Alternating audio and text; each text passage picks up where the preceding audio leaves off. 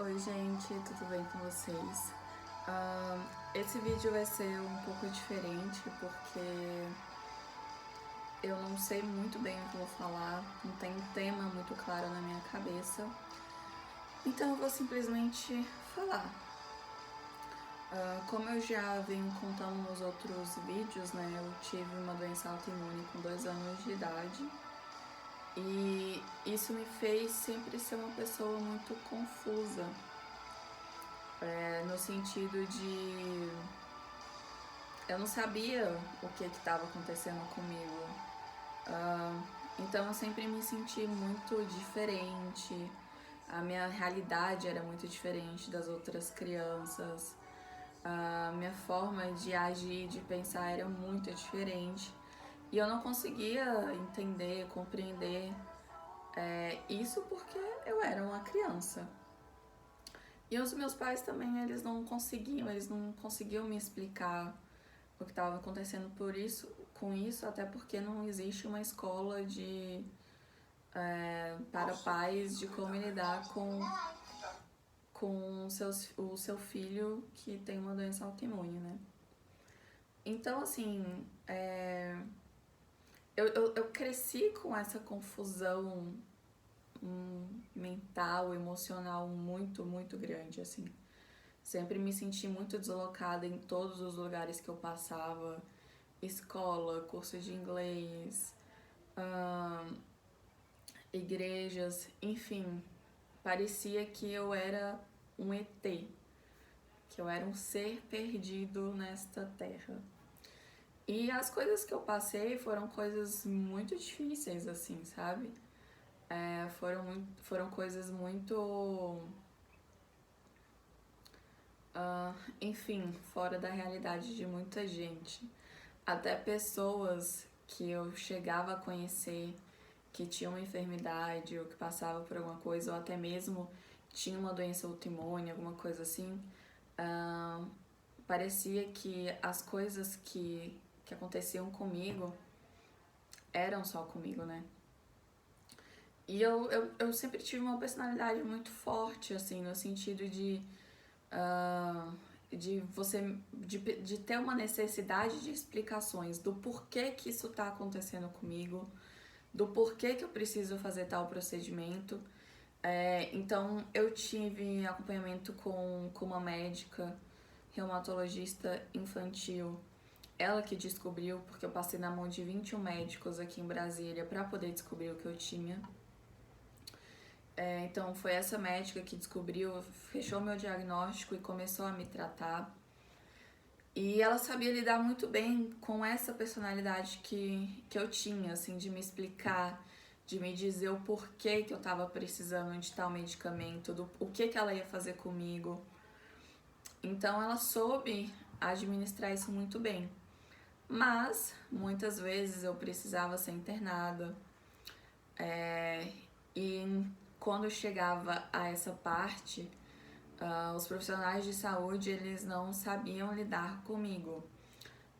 Eles não pediam para tocar no meu corpo, eles falavam com os meus pais, eles falavam com os meus pais, enfim, todas as informações, tudo que era necessário fazer comigo, eles falavam com os meus pais, enfim, então eu só sentia as pessoas puxando meu braço, pra fazer algum. Puxando não, né? Mas enfim, pegando no meu braço pra fazer um acesso, ou simplesmente já desencapando algum medicamento pra aplicar em mim. Então, assim, eu sempre tive muito essa questão, assim, sabe? Tipo, o que você tá fazendo comigo? Tipo, por que você tá fazendo isso? Então, eu precisava dessas explicações. E um marco muito grande na minha vida foram as cirurgias de glaucoma que eu precisei fazer aos 13 anos de idade. Eu tive um glaucoma corticogênito, que foi um glaucoma. Eu já tinha algumas interferências da artrite nos meus olhos, que era a uveíte, que a,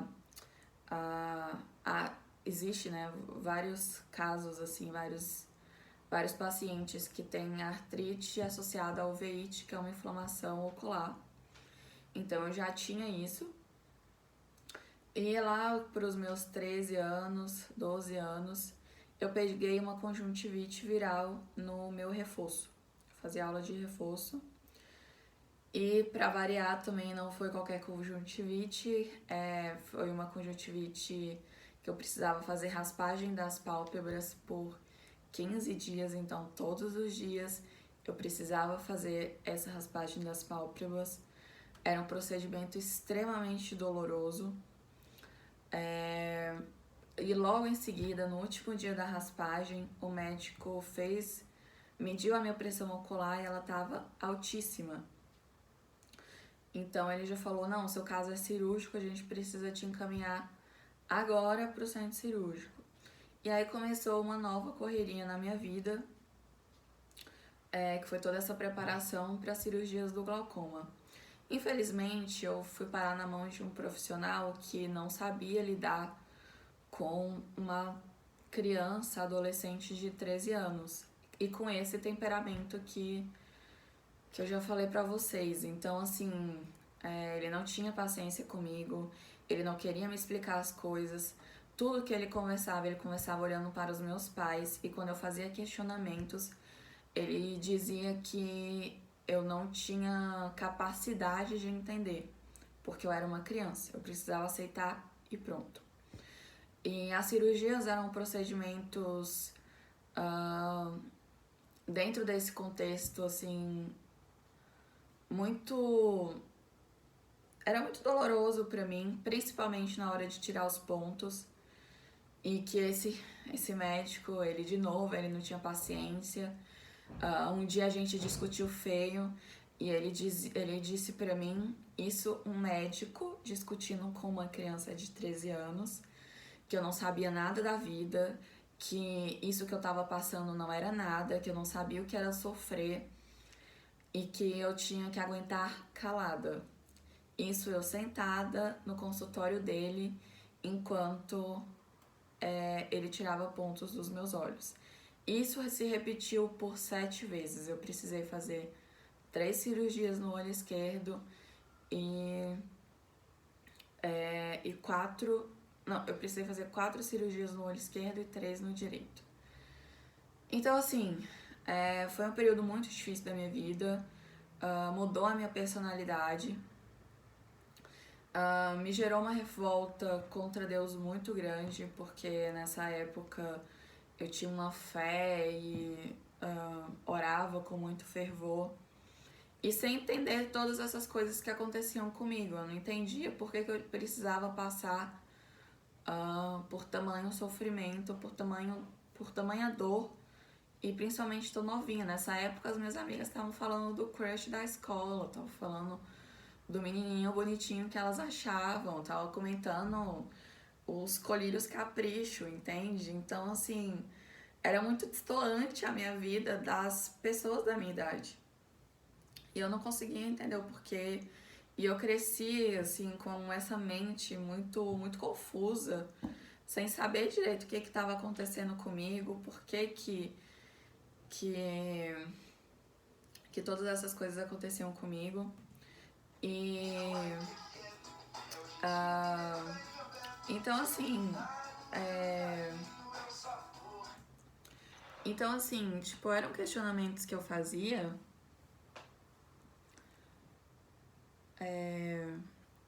Eram questionamentos que eu fazia. E... Enfim, e que se repetiu, né, ao longo da minha vida, porque eu tive que lidar com profissionais assim durante toda a minha vida. Eu tive que lidar com profissionais assim durante toda a minha vida. Profissionais que falavam com os meus pais e não comigo, profissionais que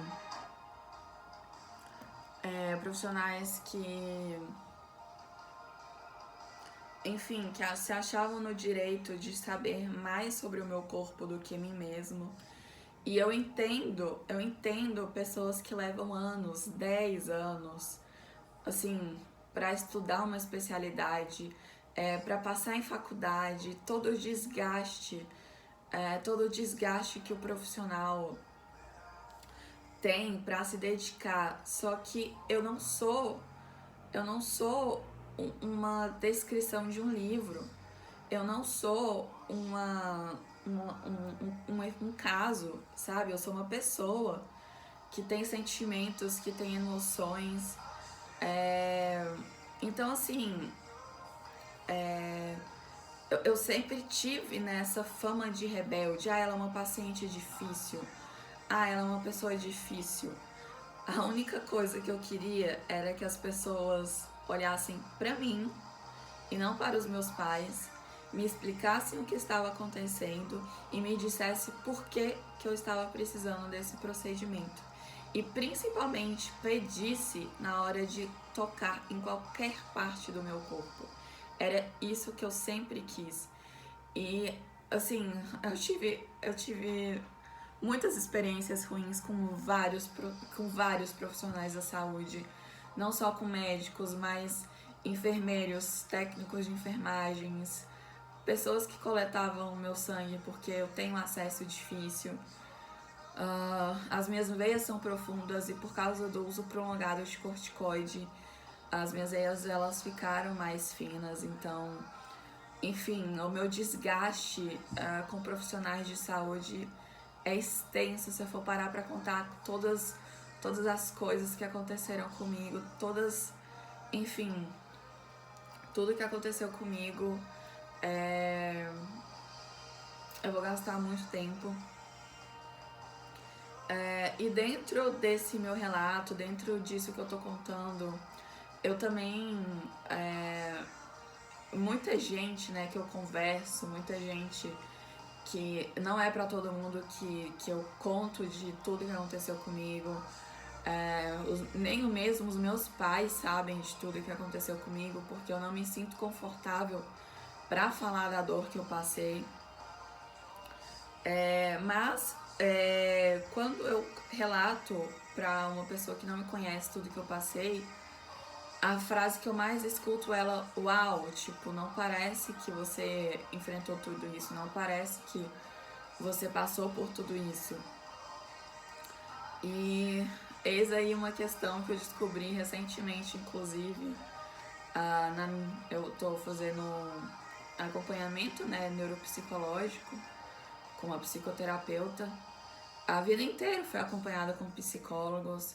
Essa minha médica aí, desde os 2 anos que fez o meu diagnóstico da artrite, ela sempre falou que eu sempre precisaria de acompanhamento psicológico. Então eu tive diversos psicólogos durante a minha vida, mas essa minha última psicóloga, ela fez alguns testes comigo de personalidade, enfim. E uma das coisas que ela falou é que a minha mente, desde pequenininha, porque desde criança eu lembro dessa minha rota de fuga. Qual era essa minha rota de fuga? De contar uma história na minha mente. Então, independentemente da dor que eu estivesse passando, da situação que eu estivesse passando, eu tinha uma história na minha cabeça. E que eu sempre era uma protagonista incrível. Então, assim, eu tenho uma memória, assim, de eu morava em condomínio fechado, de estar com 7 anos balançando e contando uma história pra minha mente, sabe? De contar uma história pra me tirar dessa realidade sofrida. E o que eu tô querendo dizer com isso? Que o seu corpo pode ser aprisionado, você pode ser aprisionado, mas dentro da sua mente você é livre. Então, assim, dentro da durante todo o meu amadurecimento, né, do meu crescimento, eu fui aperfeiçoando isso, né? E hoje, mais do que nunca, eu sei que eu posso controlar os meus pensamentos. Eu sei o que pode alimentar o meu corpo a seguir de uma forma mais saudável possível. Uma frase que eu costumo dizer muito pra minha irmã é que o que os olhos não veem, o meu coração não sente. Então isso eu uso pra tudo. Se algo me faz mal, se algo que eu vejo me faz mal, se algo que eu escuto me faz mal, se uma determinada pessoa me faz mal, eu não vou ficar perto, eu não vou ouvir, eu não vou ver, porque isso é preservação de mim mesmo, sabe? E durante todo esse tempo, o que eu mais aprendi foi me amar, foi me priorizar, foi me colocar em primeiro lugar, porque ninguém vai me colocar em primeiro lugar. Ninguém vai saber o que é ser eu, ninguém vai saber o que eu tô passando, a dor que eu tô passando, a intensidade do que eu tô vivendo, a dor emocional, psicológica, ninguém sabe, somente eu sei. Então, assim, hoje, com os meus 27 anos, eu não me deixo, eu não permito que ninguém decida ou coloque sentimentos e palavras na minha boca. Principalmente profissionais da saúde, que viram pra mim e falam: ah, você precisa disso, essa é a única alternativa. Mas não é, eu sempre tenho a escolha, eu sempre vou ter o poder de escolha. Então, assim, eu valorizo, hoje eu priorizo quem eu sou, tudo que eu construí, toda a minha mentalidade, tudo aquilo que eu penso sobre mim mesmo, e eu não deixo, eu não permito que ninguém, absolutamente ninguém, me dê uma identidade, vire pra mim e diga quem eu sou ou como eu devo agir, porque só eu sei o percurso que foi para eu conseguir clarear os meus pensamentos. Só eu sei o trabalho que foi deixar de ser essa pessoa extremamente confusa, com tantas pessoas me manipulando, me dizendo, me forçando a fazer coisas que eu não queria. Então, hoje o que eu quero deixar pra você é justamente isso, assim, sabe? Você tem domínio sobre os seus pensamentos. Você conta a sua história. Você diz e você permite quem faz parte da sua história. E, enfim,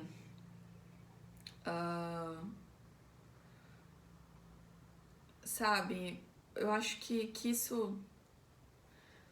isso assim é muito importante, assim, sabe? Hoje